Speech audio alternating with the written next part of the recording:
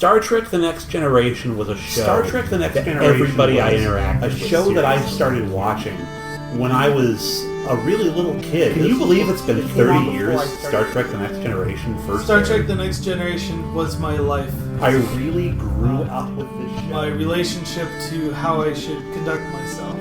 It was the escape from reality. Welcome to Next Generation's First Generation, where Patrick Delmore and Sascha Schaudies take a look back into their favorite childhood show, Star Trek: The Next Generation. This is where we attempt to reconcile how we felt as children watching the show and looking back as old farts now in our late 30s, almost 40s. Guests, social commentary, and good old-fashioned shade-throwing on our favorite and least favorite episodes. Here comes Patrick and Sascha. Oh, I'm excited to see Avengers. You know what happens, Sasha? What happened? Is that Ant-Man gets on an arrow and Hawkeye shoots it up Thanos' butt. No. No. No. That was one of the rumors, actually. I know it was. That's why. And well, no, the rumor was that he does that, and that Ant-Man expands inside of Thanos, killing him. That's a terrible way to go. That's like... so I remember reading in the news the other day that a woman just had like a sore eye, and then 24 hours later there were like bees in her eye, like bee larvae. Yes. Oh my gosh, nightmare fuel. It is. It was the Lonely Shepherd. Insects growing in people happen all the time. That's not uncommon. Oh, you found it. I found it. And it was the Lonely Shepherd. I know exactly what cartoon you're talking about, Jem, and I don't think I have this music in it. No? No. Oh, the one where it's the one where it's the people that are like, when they die, they throw the bodies in the hole and then they turn into big birds. No. Well, no. Yeah. Wait, I do remember like that. Kind of a sky castle. Yes. They die and they mummify them and they throw them down a big hole, and then the mummifying thing unwraps. They turn into big birds. And I missed that. Which they hunt. They also hunt the birds too. So is that like a form of cannibalism then? All right, welcome to the 19th episode. Are we 19 or 20? This is 19. Okay, the 19th episode of the second season of Star Trek: The Next Generation, which we are covering here on Next Generation's First Generation, a Star Trek commentary podcast. If you heard that guy coughing in the corner, that is our graphic designer, Mr. Matt. Yay! Hi, Matt. Next to him, we have Jem sitting on my terrible futon with my co-host, Sascha Schaudies. Hello. Yay! Hi, Jem. Hi. And it's a Waxana Troy adventure this week. But we also get some Dixon Hill. Captain Picard is going to put on the fedora and the trench coat and try to relax. No. You can never relax on the holodeck. So we're on the chapter menu on the DVD. We're going to count down 5, 4, 3, 2, 1 and then hit that enter button. Yeah, so here we go. 5, 4, 3, 2, 1. You guys ever thought about selling merch? Yeah. You could have like a button that says 5, 4, 3, 2, 1 on it or something. I'd buy that. Yeah. I'd buy them all. So they're in orbit. They're going to pick up some missionaries. There is formal tunic. It'd be one thing if he was wearing like that and like the regulation, pants, but he's got like leggings on underneath. I noticed that. I wasn't sure whether they wear the regulation pants. And everybody else is a normal uniform.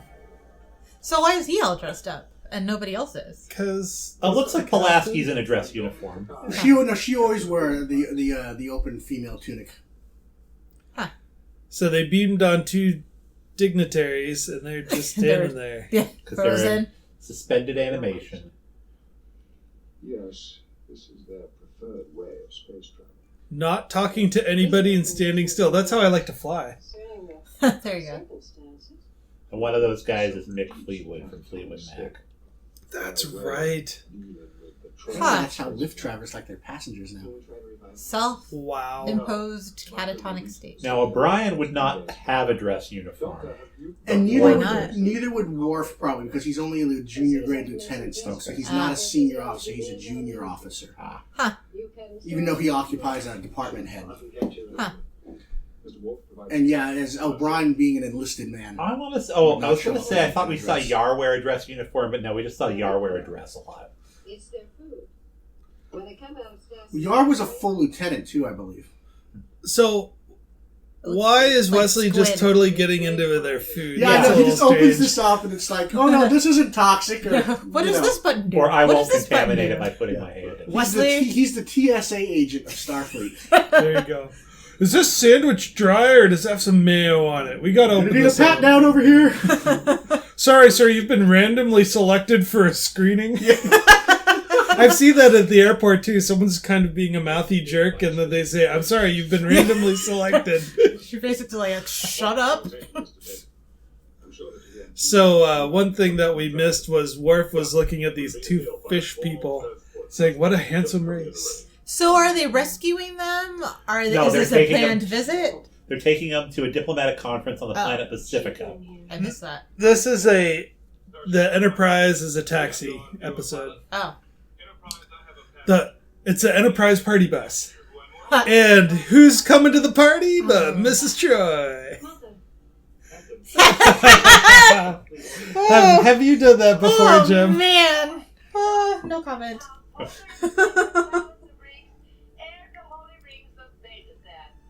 And the shuttle pilot there is looking very uncomfortable. And yours as well, Commander.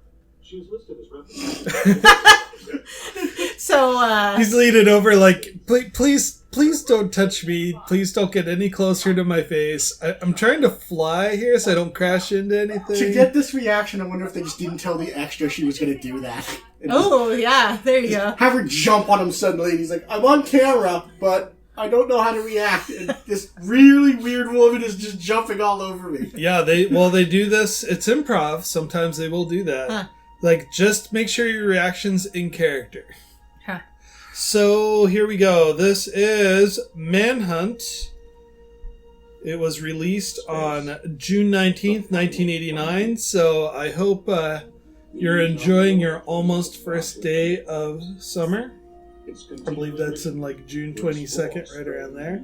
So it's just around the corner. We're on the cusp's edge. This episode was directed by Rob Bowman, written by Terry Devajishi. Wow. I can't say French. It's really strange. He was the Swedish chef's dad. Oh, yeah. Featured music by Dennis McCarthy, and to be honest, I've been a little too hard on poor Dennis. I think that, anybody who gets an opportunity to work on the show is a better person than I. I mean, he sold poisoned milk to school children. I don't think. What? No, kidding. that's slander. That's like All when right. they're... Yeah, to his lawyer, if he's listening, we were not serious about it. Just kidding. Prank call. Hang up. It's like when they were like, Bob Saget did not kill that teenager. Yeah. So anyway, this is a cool little episode. As you said, there's Mick Fleetwood is in this.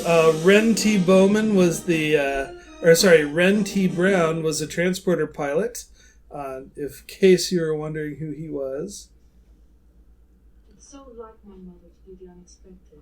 It's so like my mom to be like my mom. Has Riker ever met... Oh, What's yeah. her name? Several times. Oh. So that guy who was the shuttle pilot, his name's Ren. He was in 22 episodes of Flipper. The original Flipper, or the From new Flipper? 96 to 97. Huh. He was also in Charmed, Walker, Texas Ranger. He was in Voyager. Hey, look at that.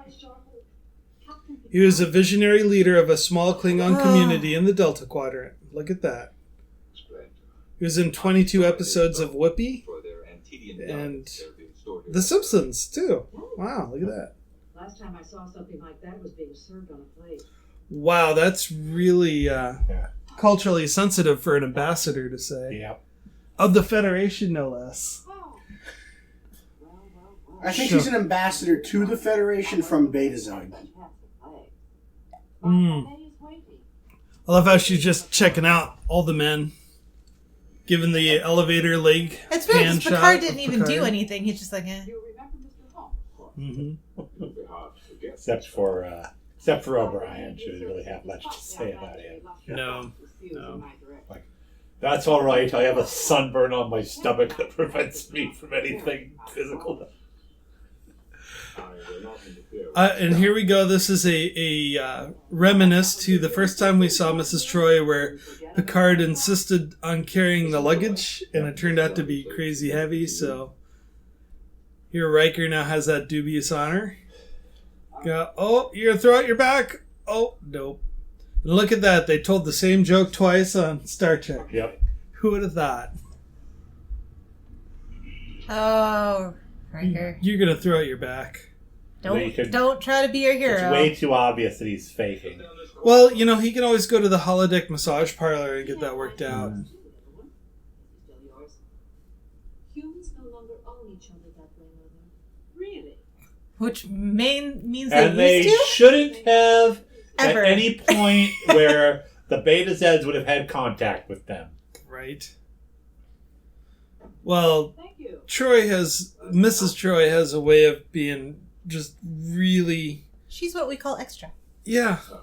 She's got a lot of personality. And because of her position, she can get away with a lot of stuff. Is it just me or does she have unusually large pupils? That's Yeah. kind of a thing with Beta Zeds. They're supposed to have big, large black eyes. Okay. If you notice, they're all wearing black contacts. Because I never noticed that about Deanna. Yeah, I But- didn't either that they were Mhm. black contact. Yep. Look at that. It's all. Yeah, it is. But I guess on her, like, it looks natural on her. Well, it's ironic because you can see the reflection of the stage light in the center of their eye where the pupil is. So, Was your father ever unhappy with me? you know, that probably would have looked better under the high def. Did you ever notice that in the remaster? Their eyes popping? Patrick? No. No? But I just watched the remaster this morning. Men in your life are going to bless you for it. So is she basically grooming her daughter? Yeah, so the issue is that they're both single. Actually complimented Captain Picard on his legs.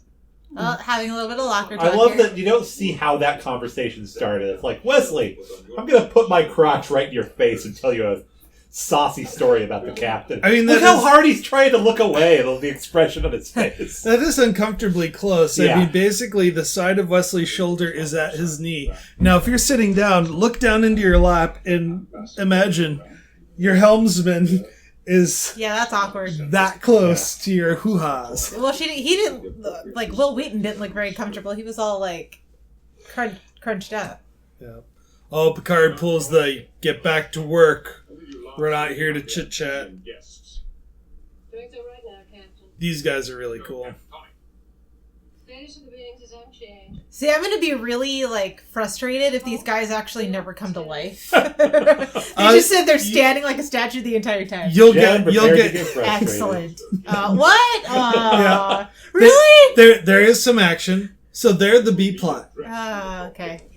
The whole episode is A plot. It's the whole episode. No, that's more like a Spoilers. C plot. Spoilers. The whole episode is Picard running away from Loxana. I mean, the episode's called Manhunt, and not the fun kind. Picard mistakenly thought that the dinner that Mrs. Troy was talking about was for all of the senior staff, but it was just for him. Oh. Yeah. That's so awkward. the games have begun. That is the first trap. I am the very model of a modern major general. I was thinking Taylor Swift. Of course I was. Baby. So they got an alien ambassadorial cougar, and you think Taylor Swift. Baby, Oh, let the games begin. There's a really cool Yes. scene here where that looks more like olive oil than wine. Probably is. Or like white grape juice. Now I've got this horrible impression of Mrs. Troy going, actually, it's baby oil. So already Picard's like, something's going wrong here.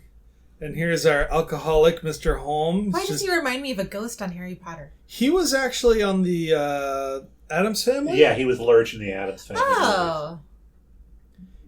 I've seen this actor here and there. I should just look him up really quick. That's a good trick, though. Yep. Man, he's tall. So if you remember, the species is sworn to a life of silence and solitude, and the only person they can communicate to is their master. So they're kind of like a I'm monk. sure the others will. Yeah. I think it's more of a life debt service rather than like a I own you, you're my property service. So his name is Carl Stukian. Did I say that right? Stukian? I don't know. Yeah, Stukian. Whoa! Hello. So she's looking a little gammed up or dressed down. Hello, sailor. This is why Bait nobody you a else is hook coming. for you. Challenge accepted. It took us so long to clear her throat. I'd cleared my plate and excused myself. So he was in Carl. He was in Twin Peaks. Yes, he was. He was the giant and the fireman. He's in the Addams Family, Addams Family Values, Addams Family Reunion. He's from The Hague, of all places. Interesting. Yep. He's got 2 kids and a website. Look at that. But what I'd like to know... Oh, he was in the Sgt. Pepper's Lonely Hearts Club Band movie. That movie's supposed to be god-awful. There was a movie? God-awful. Why? It's with the Bee Gees, yeah. But it's covers of Beatles songs, yeah. Right. The Beatles are not in that movie. He was in the Ewoks TV movie of No! 1985. Which one is that? Caravan of Courage or Battle for Endor. That's amazing. He was Tarak. Competition. What? Oh, I wish I am sad I missed that. Oh, he was also in Journey to the Center of the Earth. You know, because of his unusually large anatomy, he could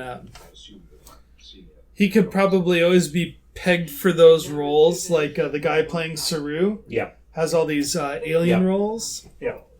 He was also a Men in Black. Oh,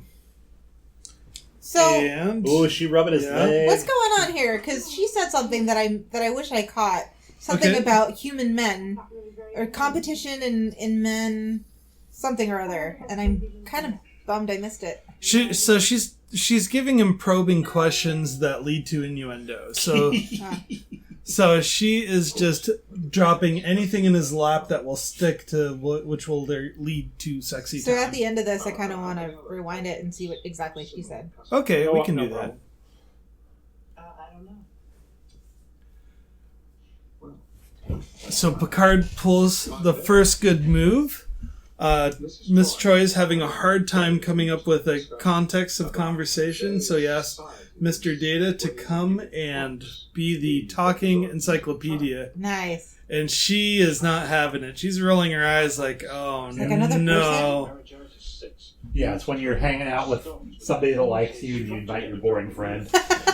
And now Picard does something really nice. So we're calling Data in, and Data, you're going to see, he gets really excited about sharing knowledge. Data likes to pontificate. Can we do this in a future date? Just sit there and talk until rocks are broken? Yes, I could do that. Do it like the Ulans do? Mm-hmm. Do it like the Ulans do. So what Jem is referencing is Data was talking about different giving thanks rituals, and there's these guys called the Oolongs, and they have to keep eating until these rocks break. Oh, keep eating. That you meant keep talking. Wonder how strong these rocks are. So, by using the square root of pi... Oh, this is just fascinating dinner conversation. Hey, look, everybody, it's Ben Stein. Oh, Ben Stein Yawning would in have the made a background. great Data. yeah. Yeah. I didn't even think about that. I'm sure Mrs. Troy would love to hear more about Her the face, though. anomalous chemical composition of brown dwarf star. What is the least romantic That's a fart, conversation that's a that I fart could... joke, by the way. Oh. no, Oh, The yeah. anomalous chemical composition of brown dwarf stars. I had no idea. Yeah. It is, however. She is so bored. Quite an interesting woman, Deanna. I love how excited Data is, I though. have to tell you something about my mother's condition at this time. Condition at this time? It's something that occurs to beta Z females as they She's going through beta pez Menopause. Beta pause. Midlife as in human There we go. female. Yeah, there you go. Similar. It's only at midlife that a betazoid female becomes, well, fully sexual, if you know. Does that mean that she goes through I this? think I do. I don't know Yes. if I want to see Deanna Troy do this. They don't go into it. Captain on his way. Well, she's got to be now the same age that, or older than Majel Barrett was in this episode, and she is a fine looking lady. She holds her resale value. That's a terrible way Wow. of saying Jesus, it. Sasha. Let's erase Whoa! that from I am so sorry. Wow. I take that back. resale value. Okay, But we just recorded our episode about up the Don't long send ladder, us so our emails minds about are that. kind of stuck there. I'm sure it's not the most offensive thing you've ever heard on this podcast, but we want to apologize for that. Oh man, it's ready. The look of death Matt was just giving me. You could probably pick that up on the microphone. Thank you for Resale value. Wah, wah. I'm sleeping in the doghouse tonight. That's how I'm going to rate things at the end, by the way. No. How much resale 1 out value? of 5 resale. Oh jeez. Little one. I hate how she calls her little one. Ew, don't compare the captain to my dad. I love Mr. Hom. That bell is great. Was he ringing the bell because there was like an indiscretion, or? No, because it's like a rim shot. No, it's every time the lady of the house takes a bite of food, they have to ring the gong. Oh, okay. Here's Picard says thank you to Data, but Data, he misses the point. For killing the mood. Yeah, no, he needed to kill the party. Yeah. I had no choice. I was going to Pacifica, you were going to Pacifica. Why, is he actually attracted to Loxana? Not at all. Okay, good.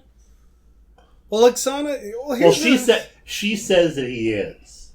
Oh. he might be. We don't Yeah. know. He's just so He's never acted so on it. far up his own behind. Well, far enough along for me to enjoy it. What? Now I know why you wore that dress. Oh, don't be ridiculous. This simple little dress?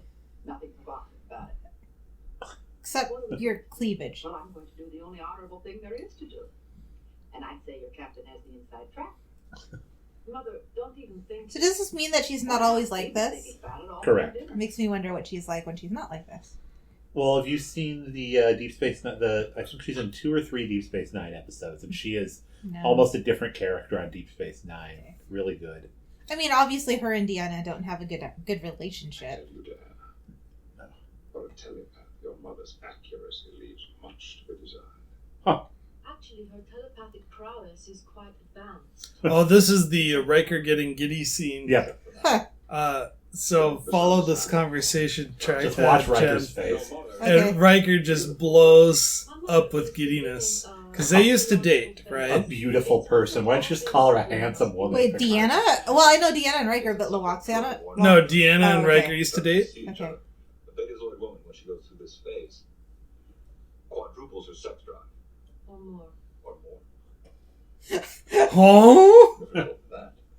Very much frightening. She is There's that smile. He's like, okay, I'm getting back together with you now. Why have I never noticed that Riker was just like this complete, like, I don't know. How do you mean? What about Riker? I just didn't realize that he was like this. Me neither. When I was a kid, you know, the premise of Next Gen, First Gen, and how you viewed it as a kid as to how you view it now is like I never picked up on all of that. But as 6, 7, 8, 9-year-olds, we didn't really understand what sex was all about, other than I like this person. Yeah. And there are things that adults do behind closed doors. We got that, but the conversation and the innuendo, it just flew right over our heads. Yeah. He's got the dad beard and the hair, and he just looks like your friend's dad, you know. That's kind of all you think of him as. I was more into, what Wesley was up to, what Data was up to. It was like, Riker's just there to be Riker. He's the leader. Yeah. San Francisco, California. So we set up something that's really important in the episode that wasn't explained by us. So they said that because Mrs. Troy is going through midlife, her judgment's going to be impaired, she's going to be hypersexual, and she's going to focus all her attention on one person. And to rebuff that, to tell her no thank you, would basically lead to a traumatic event, or it would lead to her having an emotional blowout. And you can't do that because it's Troy's mom and an ambassador. So Picard has decided to lay low here on the holodeck to revisit our Dixon Hill series. Now, correct me if I'm wrong, but don't we have about 2 more Dixon Hill? I believe so, yeah. There's one where Guinan comes with. And, Yes. And there's one in the movie. No kidding, really? Yeah. Oh, yeah, where they shoot the Borg on the holodeck. I love this is his favorite holodeck program, and he's completely confused at what's going on the entire time. I love that show. Tom Hanks.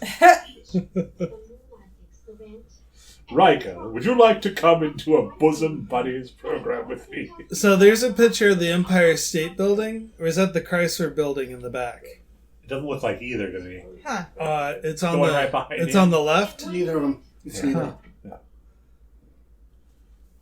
Because I'm wondering if those buildings would have even been built in the time frame in In 1941. The Empire State Building, yes. Chrysler Building, no. I like I this think the office. Chrysler Building was built. Oh, you're right, because that was the idea, was that when that went up, actually, because I've toured both buildings.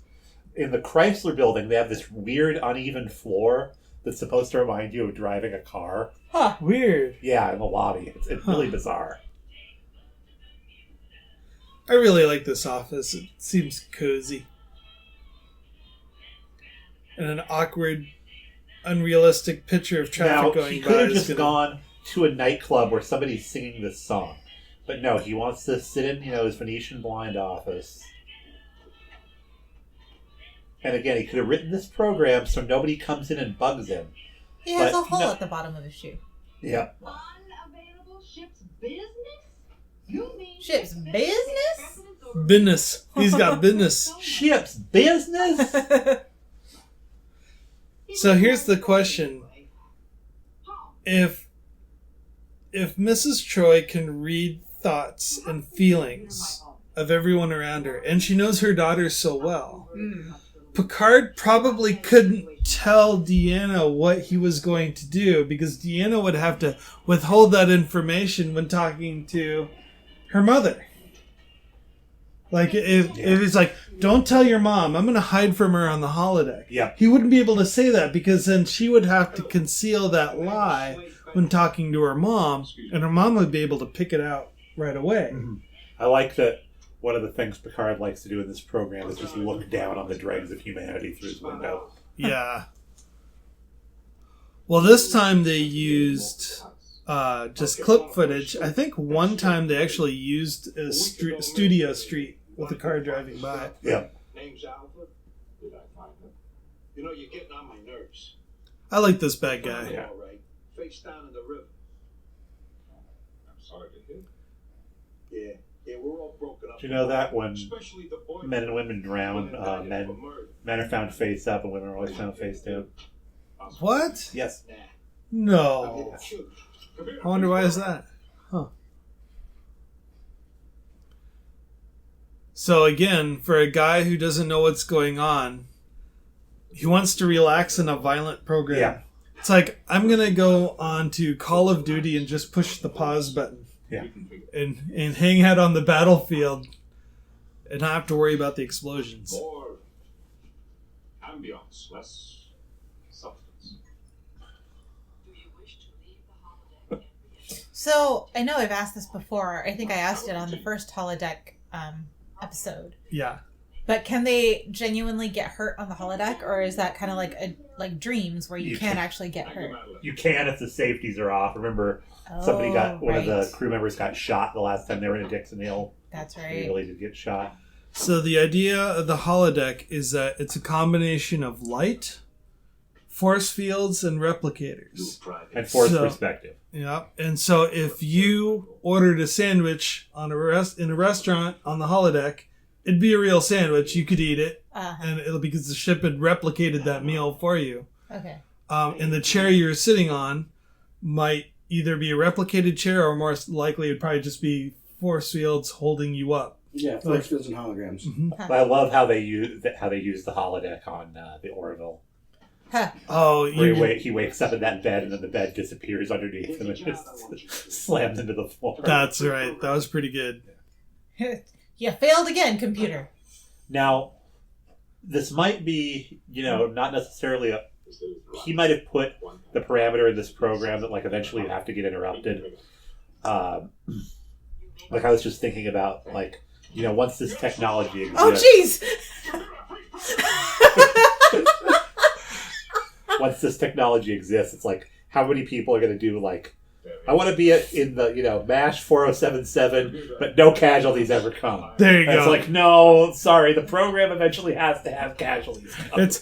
It's all about people dying in the end. So what we were just laughing about is there's a shtick going on between Picard and the computer where he keeps on asking the computer to create a relaxed environment, and the computer keeps on escalating the violence to the final point where someone just bursts into the office with a Tommy gun ready to mow him down.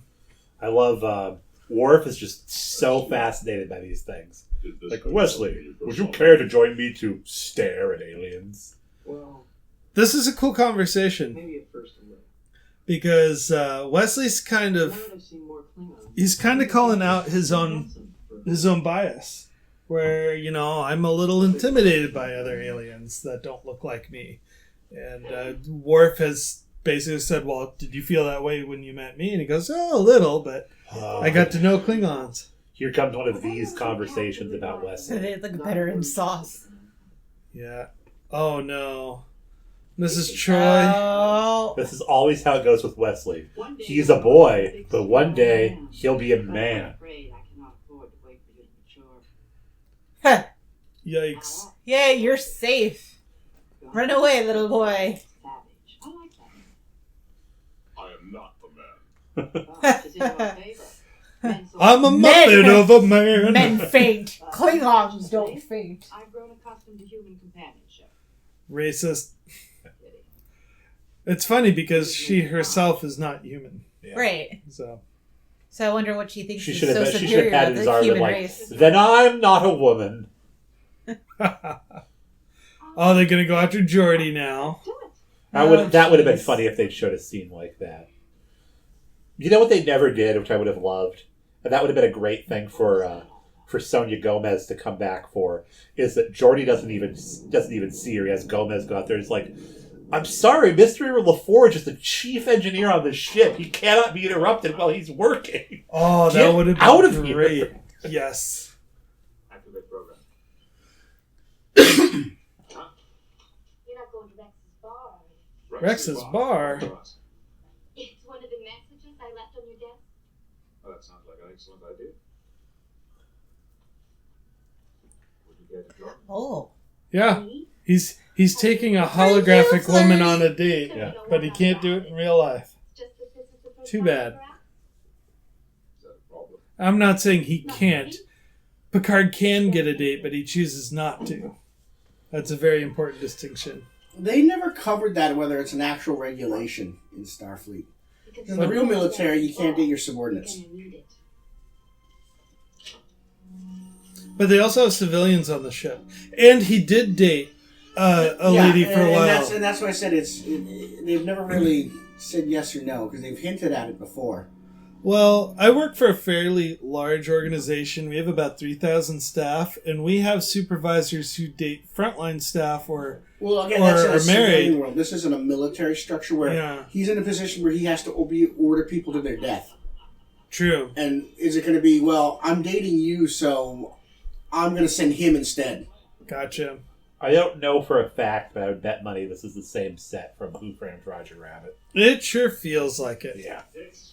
A shave and a haircut. 2 bits. It's too bad they don't have the rights. Otherwise, I'd be going into Cheers all the time. That would be the instead of having 10 forward, it'd just be they go into Cheers. There you go. Yeah, I would pick Cheers over 10 forward every day of the week.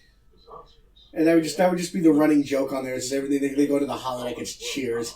So that guy who played Scarface in the running bit there in the holodeck, that's Robert O'Reilly, and he's has recurring roles on Star Trek: The Next Generation and Deep Space Nine. And he is Chancellor Gowron. Hey, Did you know that? Yes, I did. Captain iPop. Captain iPop. That was kind of surprising to find out Coming that out of his head. Galron is not black. Yeah, it just depends on the makeup and what they got going on. Rex here, his name is Rod Arentz, and he was in The Young and the Restless, Another World, Days of Our Lives, and Search for Tomorrow. He looks like a bartender. Has he already said, Picard, that World War II was a great boon to the human race? They're about to have that conversation, which, another loaded conversation. That's why you wanted to see me about My Bobil. Jimmy Kuzo. Mafia. What was the name of that case? The Parrot's Claw. Is this a real series? The Dixon Hill No, series? it was made up for Star Trek. I think they did end up writing a couple of Dixon Hill, Yeah. But I don't remember if they were any good. So you brought me here because you didn't want to face him alone. So, this is a pretty slow-moving plot. They're just in this bar, hanging out, talking, and... Oh, by the way, we asked you here for protection so we can both face this one guy. Well, the bartender is going to make this weird innuendo that I was not able to follow in a minute. Bridge, this is Dr. Pulaski. Oh, here you go, Jim. You're going to like this. I might know. So they moved the Antedians to the sick bay. The hand truck. They're going to about to wake him up. She changed her dress. Apparently anybody can just stroll on. I was going to be like, not according to precedent, because, Yeah. I mean, that first episode, Captain Picard was like, "Why are you on my bridge? Get off my bridge." I mean, people randomly beam into the bridge from other ships, so why, I think basically, it's against the rules, but if there was an emergency, they don't want to have it so that people can't go there that need to go there. So he's There has to trying- be a lot what? of well-mannered people in order to follow that honor system. Yeah, it's a libertarian ship. Don't hit on my old boyfriend. Oh, awkward. Yeah, she's got the don't mess with us. Look at the eyeball on this. It's great. Whoa. Whoa!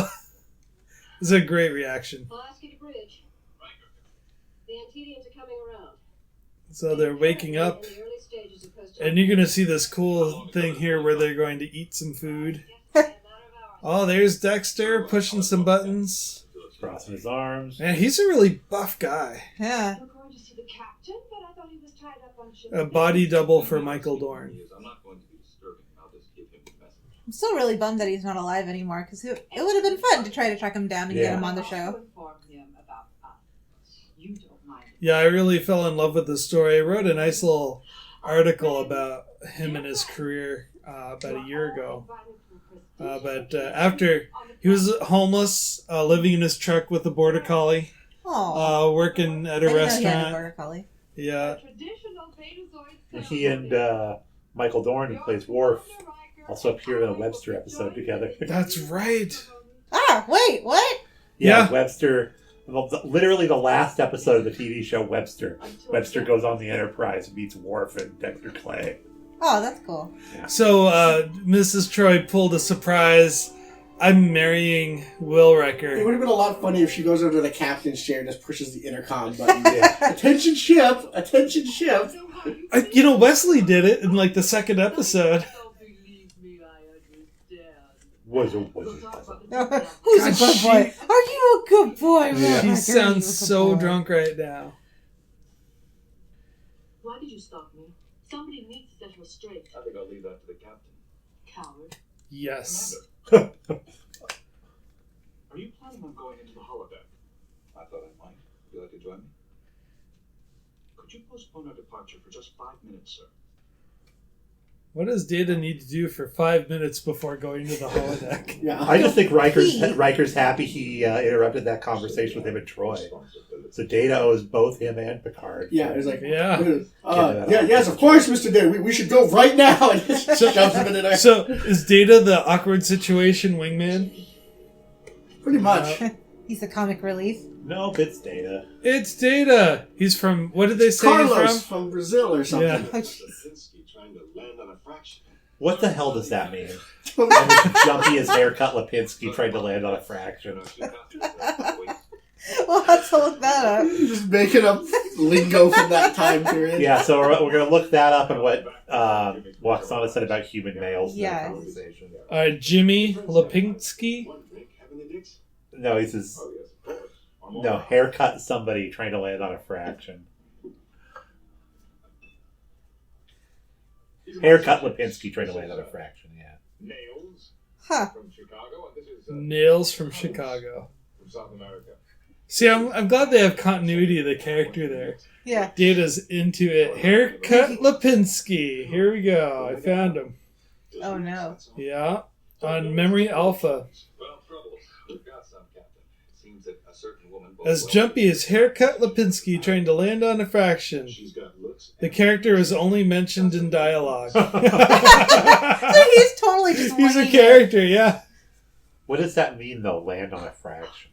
My fiance just has to see Like how turn on a dime, maybe? Like, Maybe. huh? Here's the phrase in Polish if you want to hear it. Sounds kind of like this. Is Commander Riker still on the bridge? Negative. Riker We just completely lost our Polish audience. Yeah. Sorry, Paul. This old woman with an iPhone. He just Throws it into... Yeah, throws it into going. the stew pot. Throws it in the stock pot. Now, you know it's absolutely hilarious. You type in Haircut Lipinski landing on a fraction and do that as an image search, and you see all these people with buzz cuts. Huh. Huh. And there's Bruce Willis in there, and a baby getting a buzz cut, and Well, because haircut. yeah. That's where you've been hiding, Charlie. Oh, so she found him out. He is on the So holodeck. did she originally want to marry Picard, but she couldn't find him? See, Obviously. Mrs. Troy feels that she needs to formalize a relationship to have the fun, sexy time part. So she's constantly looking for a husband. It doesn't necessarily matter who. What's unique about the character is that she gets entwined in these really fascinating backstories of her potential mates. There's later on in the show, she falls in love with a scientist who is going to perform ritual suicide. And they both love each other, but he wants to follow through in his cultural beliefs. And most of the episode is her struggling with this. But it opens up with, oh, here comes Deanna's mom again looking for another husband. It's such a mystery to me. And actually, they really do a disservice to Mrs. Troy here because they let her fall in love with this holodeck character. And I never realized how erotic. And there's a little bit of the weird connotation of there's a trope that I hate that they used to do in movies and still occasionally do in movies, which is trans trickery. Oh, yes. And this is sort of that, but with a It's robot. a guy! Oh my gosh! Yeah, I'm so tired of that. But that's what they do right here with her. Yeah. Why didn't you tell me he was a hologram? Why did you let me go on for so long? I'm so embarrassed. But you know what? Everybody's had their moment in the holodeck. Riker had it in the Binar episode. And Geordi has one too. Yeah. Mm-hmm. That's kind of the magic of the holodeck, is everybody gets sucked in at least once. Hey, look! It's the They fish people! revived Wobble, wobble. the vermicula. Why is he putting his Worf's hands gonna let him in eat out the... of his hand. he thinks they're such a cool race. He's like, I will just let them eat out of the palm of my hand, like my Klingon Targ, Sugarfoot. He just see Worf's dad giving him a horse. Would you like to be shown? Worf. Hangry. Good name for Leave me horses, alone. Sugarfoot. So they're hungry, they're eating lots of food. And Mrs. Troy here, she's going to get very Tell me cross in more just a about little my eyes. bit. So Lurch here. So what is his function? Is he Troy's like? Valet. Oh, okay. Yeah, so anything that has to do with taking care of her business, So he's social basically engagement. a fixer. Yeah. Okay. What I don't understand is Troy should know what a holodeck is. And Yeah. she's, I mean, She'll an later ambassador of an on entire make planet. great use of the holodeck when she and Alexander take their little trip. Yeah. A great shot stolen from the Binary episode, actually. Pulling up to Starbase. There we go. There's the outrage. She's been wearing the same dress this whole episode. No, Well, she wore a different dress at dinner. This is yeah. the dress she wore when she came on the ship. Oh, that must be your traveling dress. Yeah, because she's had like 4 different Oh, dresses. we're going to get to a great scene Yeah, that, this is that really Matt's cool. going to point out. Who walks on in? The vermicula look like they're wearing the same color. So she just called them out for being assassins. Don't bother to deny it. Your minds are so unsophisticated, I can read your thoughts in my sleep. Oh, throw down. So Yeah, they're so- bombs. They're wearing bombs as clothing, and what's the first thing that happens? Worf pulls out his phaser and points it at him. Let's detonate this So, it's bomb. like, yeah, so they're wearing bombs in a small confined space with not only the captain and first officer and a dignitary, but let me just shoot them so we can detonate it immediately. I love how casually you're just like, okay, everybody walk off the transporter deck now. That's just seems like a very unofficial response. What? Is that even sincere right there? No. Yeah, the black box of the Enterprise basically reads like the 9/11 Commission report. Burn. I didn't plan to make, but I did save the conference. Close your reputations. All in a day's work, I suppose. All in a day's work. Look how they're lined up by height. And where Riker's thing goes right into Oh, look at Picard's that. thing. Ha! The That's straight kind of line. cool. Yeah. They should have put a necklace on Troy to finish the line. Yeah. Jean-Luc, such naughty thoughts. Jean-Luc? Shame on you for thinking such a thing. Huh? He's probably thinking, thank God she's off my ship. No, he goes, I wish your mother was dead. Wow. Well, there So- that is. Let's find your scene, Jem. Oh, yeah. What was the scene that we're looking for? During the dinner. with what's his face with Picard. So they Something were... about competition and males. Oh, yes. So it was during the dinner scene. That was very... it was after Yeah, I know. this. So this is... Wesley has got Riker leg. That is just uncomfortably close. You are absolutely right. Well, yeah, but yeah, he's totally... Is my crotch deodorant He's working? totally crunched in, like, well-eaten. He's just like, don't touch me. There you go. They're walking up. There's pouring the olive oil. Baby Drinking oil. the booze. blue stuff. Romulan ale. It's Oh, that's what it is. Yeah, you're right. The blue Kool-Aid. that would yeah. be awesome. No, I was thinking it was blue Powerade. I think it's Oh. right in here.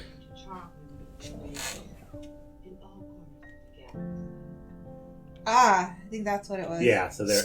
Here we go. Speaking on behalf So I'll of go back to the Earthmen. beginning of her thing she was saying here. There we go. A toast to Earthmen, who default for that unique ability to charm the races in all corners of the No. Speaking of the So they're basically saying that human beings from Earth are the universal stud, is what she's saying. Charmers, I I doubt guess. that. Very much so. Until you find that centaur race or unicorn planet, yes. I know what you mean. I think this is what I was looking for, the competition thing. You're wondering whether I'm seeing anything. I'm serious. Well, actually, I wasn't. So she's asking if Ah, oh, why did I miss that? competition seems to bring out the best in the human male. That's what I was looking Ah. for. Okay. And his whole face just reads, "You've got it all wrong, lady." Yeah. I was kind of hoping that Picard would have had a chance to open up with her and say, "Here's how I feel about women and dating right now." What a missed opportunity for him to set the record straight with her and to clarify to the audience his position on relationships. He doesn't know how he feels about it. Because he's He would have obviously... Go ahead, Jen. he was... Oh, I was just going to say he's obviously dating... He took that girl, the secretary, at Dixon Hill on a date. on a date. I So don't think he's that was not her- opposed to dating. Not opposed to dating, and he has breakfast with Beverly a couple times. He sees other people on the ship. So he's capable. He has the skills, but he chooses not to use them. Sorry, I didn't mean to interrupt you, Pat. Oh, you're fine. No, all I was going to say is I think anybody who asked Picard how he feels about dating would get a completely different answer. I would agree with that. Because he wants whoever he's talking to feel comfortable Okay. around him. And he... I don't know. It's so hard for me to imagine a situation in which this Picard would, approach a woman and want to be with her. I was just watching a movie with, what's his name? Peter Ustinov the other night, where he was supposed to be like a husband that was being cheated on. And I'm like, they can't have Peter Ustinov get mad at his wife for cheating because he's just such a, I'm a soft little man kind of a guy. Huh. Like, he can't play that. He's the voice of the king in Robin Hood, by the way. Oh, okay. So imagine that. What? My wife cheating? Sir, yes! Like, he plays that sort of character in every movie. But anyway, to that, I mean, even Patrick Stewart, I mean, you realize, like, there aren't a lot of movies where Patrick Stewart is, like, a guy who's married in a passionate relationship with his wife. Yeah, I didn't even think about that. You're right. And even in a situation where he was married, in the finale episode, he was married to Beverly and then divorced, and Yeah. he was very cold. Yeah. Very cold. What is it? His wife is like our age, by the way. Yeah. Wow. Yeah. He has kids from a previous marriage, but... Well, whatever works for him. Yeah. So, out of this episode, boy, I don't even know how to score this. Yeah, we've just veered off into weird topics watching the thing, too. Let's do... I will give it one uncomfortable silence. One uncomfortable silence? Yeah. Yeah, that's pretty good. This episode, it did not make for good sci-fi. It was a relationship-building episode, but not a very sincere one. It was basically, let's all run away from the cougar. Mm-hmm. And, oh, by the way, the guys, there's a bomb on the ship. And that was revealed and solved in the last 30 seconds of the episode. They could have done a little better, but, as Patrick, as you've said in previous episodes, it's just TV was done a little differently back Very then. much so, yeah. And, this kind of episode would never be aired nowadays. It moved too slow, it wasn't deep enough, it wasn't shocking enough. Oh, the Orville could do this same plot and do it amazingly better. Oh, That's yeah. kind of what the Orville is it's taking Next Generation type plots and improving them to... Actually making them extreme good? degree, yeah. Yeah. Well, you're absolutely right. This could have been an Orville episode. Actually, they had something like that where the pilot fell in love with the cell phone data girlfriend. God, that was a good episode. Yeah, that was a great episode. Speaking of Scott Grimes. He's going to be in one of the next 2 episodes we record. No kidding! Yes. Whoa, Yeah. that's so That's one of exciting. Wesley's buddies. Oh. No way! Wow, that's epic. That's epic right there. So my score is, I give it about 1 or 1.5 awkward silences, just for that. How about you, Jim? Well, I was just thinking, do you think you guys are going to do the Orville podcast after Next Gen, First Gen is done? Ooh. How interesting would that be? Yeah, we'll see. I mean, it's so recent, but Yeah, well, I mean, I after do you've done love this that show. for like 7 years, it Yeah. won't be so old anymore. That's or true. new, sorry. It'll be a classic. Yeah, I There do you love go. that show. Do-do-do-do-do. But, Predictions for the future. yeah. I would probably give it, 50 cents out of $5 in retail value.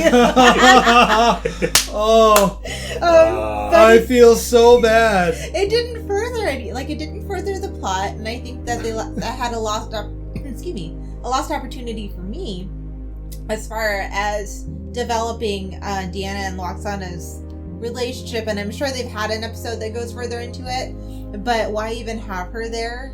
It didn't do anything for the show to have her there other than her seeking out a mate. And yeah, I just think it didn't feel like it was part of canon to me.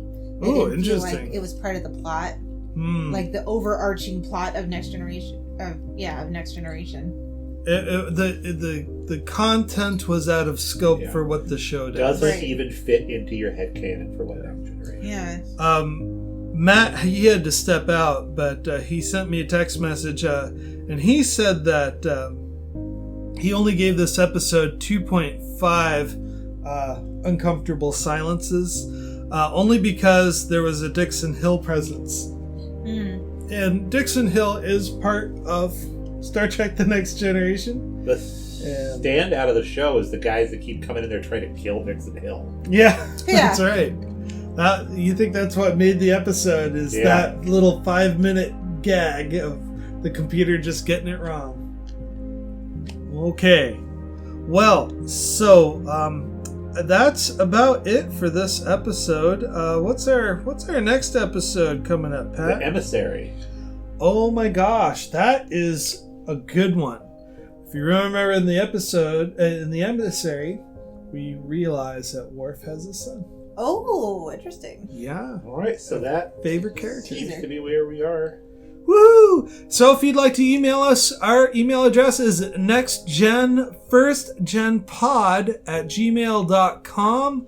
You can also reach out to us on our Facebook page. And with that, I'd like to say, have a wonderful day. Clicky. Next time on Star Trek, The Next Generation, Lieutenant Worf is reunited with his lost love. I've never had such strong feelings toward anyone. 2 brave warriors test the courage of their private passions. We are mated. I am not going to become your wife! Now, they must join forces to prevent a Klingon attack. Drop your shields. On Star Trek, The Next Generation.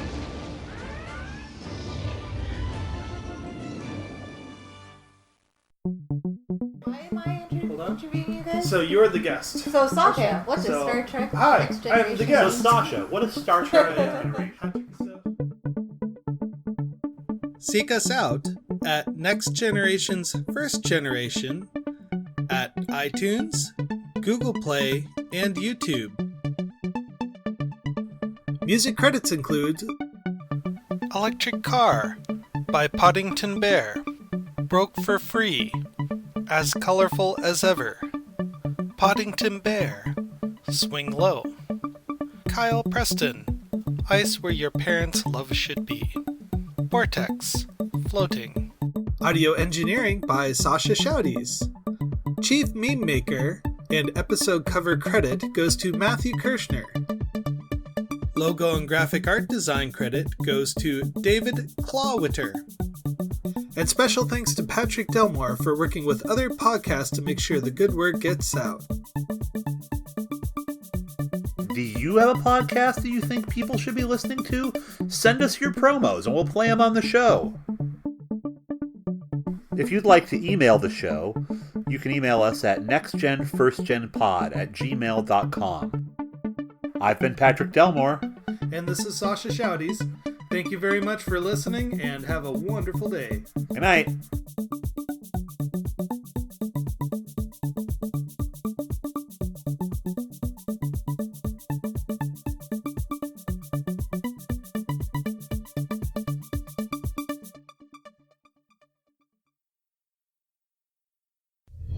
Beautiful as Aphrodite,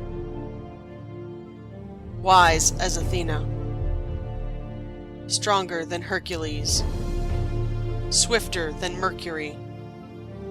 Explore the 75-year history of the Amazon princess with Wonder Woman, Warrior for Peace, a monthly podcast available on iTunes, Stitcher, and at wonderwomanwarriorforpeace.wordpress.com.